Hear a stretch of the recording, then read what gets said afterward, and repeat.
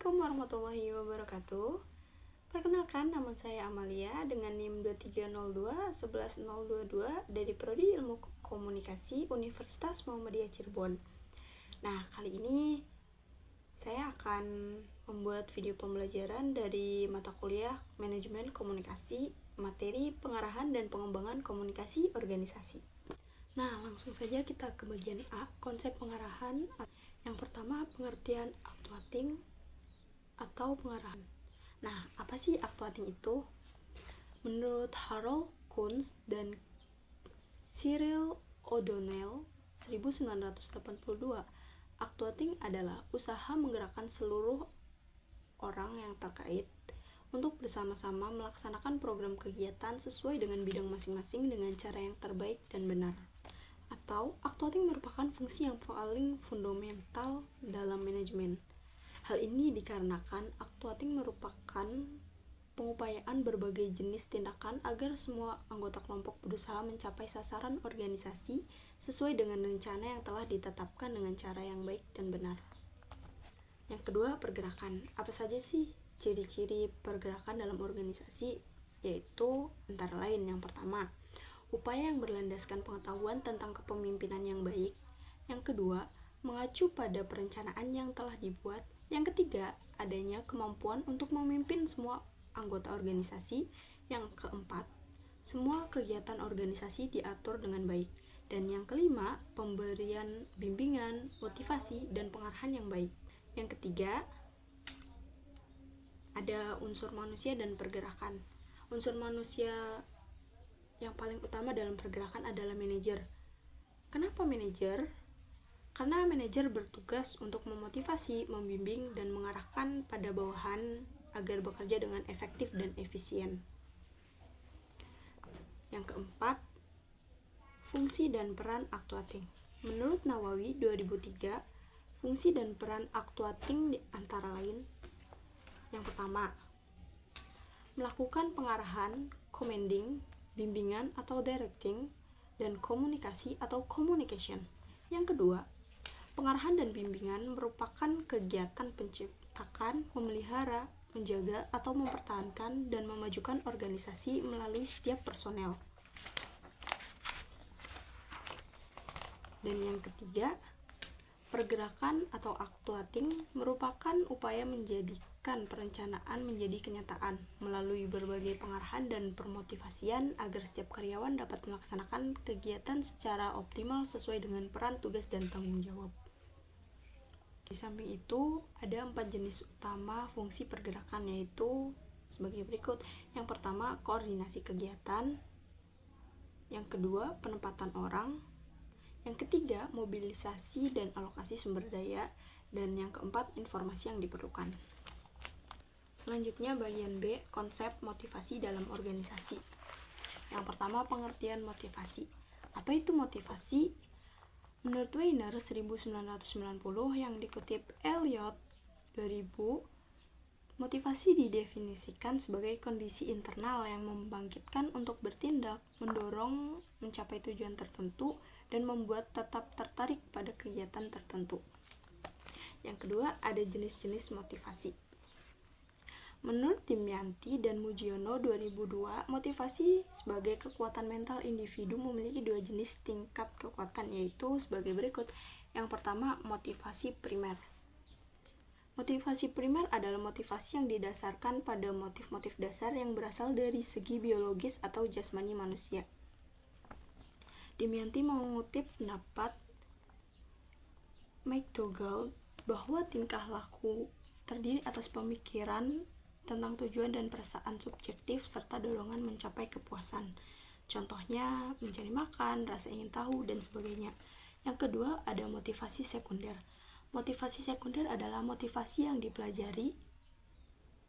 Motivasi ini dikaitkan dengan motif sosial, sikap, dan emosi yang terkait dengan komponen afektif, kognitif, dan kuratif.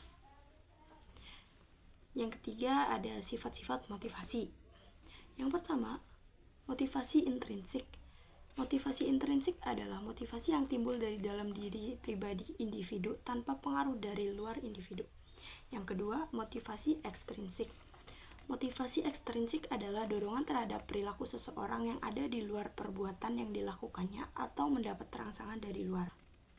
Yang keempat, teori motivasi. Menurut Sri Mulyani, dikutip oleh Darsono pada tahun 2000, teori motivasi dibagi menjadi 3, yaitu motif berprestasi, motif berafiliasi, dan motif berkuasa. Ada kebutuhan motivasi berdasarkan 5 tingkatan, yaitu kebutuhan fisiologis, berkaitan dengan kebutuhan pokok manusia, yaitu sandang, pangan, dan juga papan. Kebutuhan perasaan aman berhubungan dengan keamanan yang berkaitan dengan fisik maupun psikis, bebas dari rasa takut dan juga cemas.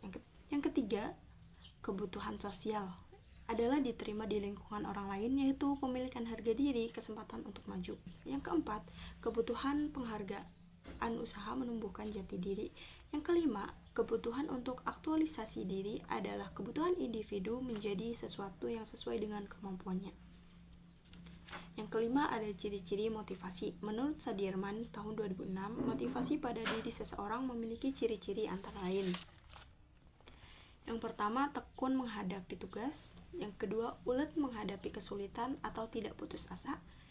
Yang ketiga, menunjukkan minat terhadap masalah. Yang keempat, lebih senang bekerja mandiri. Yang kelima, tidak cepat bosan terhadap tugas-tugas yang rutin. Yang keenam, dapat mempertahankan pendapatnya. Yang ketujuh, tidak cepat menyerah terhadap hal yang diyakini. Dan yang terakhir, yang kedelapan, senang mencari dan memecahkan masalah. Lanjut ke bagian 6, yaitu fungsi motivasi. Menurut Hamalik tahun 2006, fungsi motivasi yaitu sebagai berikut. Yang pertama, mendorong timbulnya perbuatan. Yang kedua, pengarah, artinya mengarahkan perbuatan pada pencapaian tujuan yang diinginkan. Dan yang ketiga, pergerakan berfungsi sebagai mesin dalam mobil. Besar kecilnya motivasi akan menentukan cepat lambatnya suatu pekerjaan. Nah, sedangkan menurut Sardiman pada tahun 2006, fungsi motivasi antara lain, yang pertama, mendorong manusia untuk berbuat, yang kedua, menentukan arah perbuatan, dan yang ketiga, menyeleksi perbuatan. Bagian C, fungsi komunikasi dalam organisasi. Yang pertama, fungsi informatif. Organisasi dapat dipandang sebagai sistem proses informasi. Artinya, seluruh anggota organisasi berharap untuk memperoleh informasi yang lebih baik dan tepat waktu. Ada fungsi regulatif. Fungsi regulatif berkaitan dengan peraturan yang berlaku dalam suatu organisasi. Yang ketiga, fungsi persuasif. Dalam mengatur suatu organisasi, kekuasaan dan kewenangan tidak akan selalu membawa hasil sesuai dengan yang diharapkan. Dengan kenyataan ini, banyak pemimpin yang lebih suka untuk mempersuasi bawahannya daripada memberi perintah. Yang keempat, fungsi integratif. Setiap organisasi berusaha menyediakan saluran yang memungkinkan karyawan dapat melaksanakan tugas dan pekerjaan dengan baik. Ada 2 saluran komunikasi formal. Yang pertama, penerbitan khusus dalam organisasi, disebut newsletter bulletin, dan laporan kemajuan organisasi. Yang kedua, saluran komunikasi informal, seperti perbincangan antar pribadi, pertandingan olahraga, ataupun kegiatan dharma wisata. Bagian D, pengembangan model komunikasi. Ada 6 model komunikasi. Yang pertama, model mathematical Shannon dan Weaver. Dalam model komunikasi ini dikaitkan bahwa perkembangan dan penerapan istilah komunikasi berkembang lebih luas. Dennis McQuail dan Sven Windel pada tahun 1981 menyatakan bahwa model ini berlangsung secara linear, artinya alur jalannya proses komunikasi bersifat searah tanpa ada timbal balik arus komunikasi.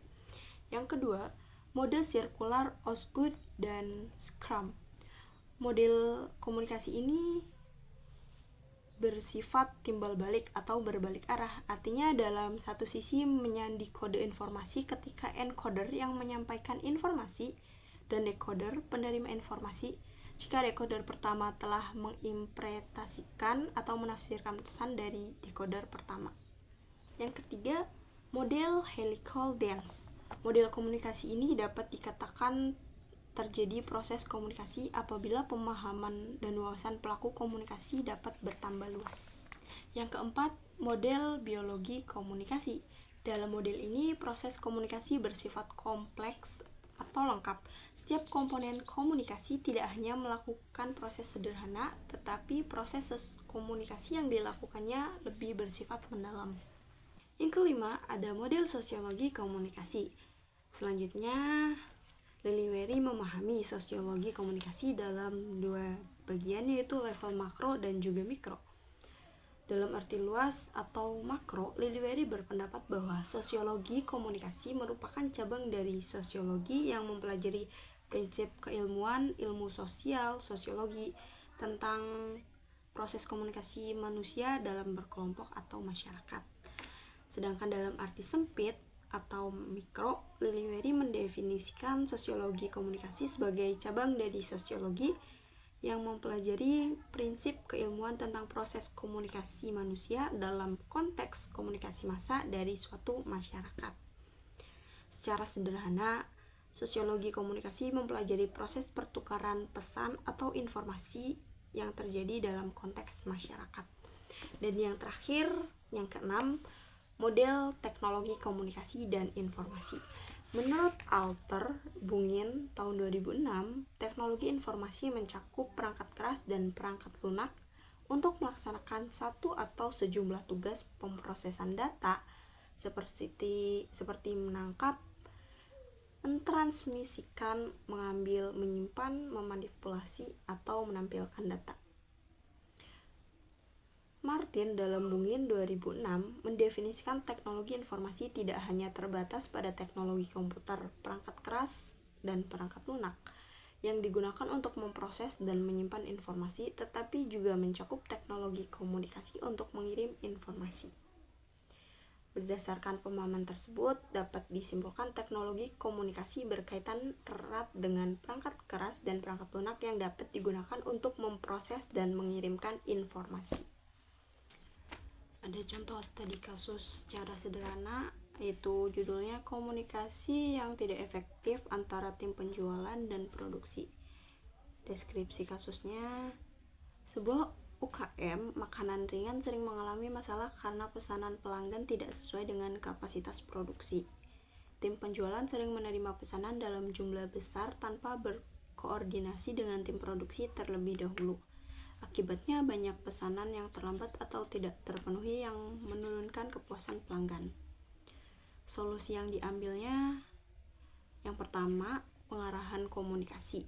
Tim manajemen mengadakan rapat bersama antara tim penjualan dan tim produksi setiap awal minggu untuk menyelaraskan target dan kapasitas produksi.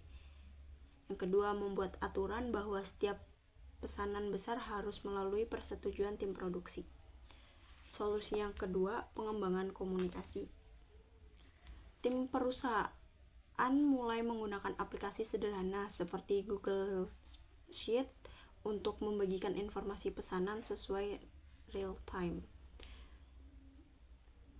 Selanjutnya, pelatihan internal diberikan kepada kedua tim untuk meningkatkan keterampilan komunikasi dan kolaborasi. Hasil yang diharapkannya, tim penjualan dan produksi lebih terkoordinasi sehingga pesanan pelanggan dapat dipenuhi secara tepat waktu. Dan hubungan antar tim pun menjadi lebih baik antara tim produksi dan tim penjualan. Sekian video pembelajaran yang saya buat.